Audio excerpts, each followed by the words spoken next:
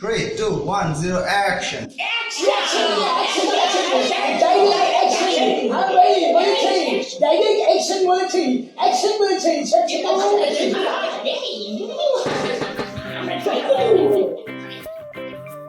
High, আমি Rumi. Hello, আমি Shahriar Shah. Hello, আমি তন্ময়। হ্যালো, আমি কথা। হ্যালো, আমি জার্নাল। হ্যালো, আমি আলামিন। আচ্ছা, আমরা হচ্ছে জলপুতুল পাপেট। 2005 সাল থেকে আমরা কাজ করছি। আমরা এখন কাজগুলো করছি যে পথশিশুদেরকে নিয়ে আমরা বিভিন্ন রকমের পাপেট তৈরির চেষ্টা করছি।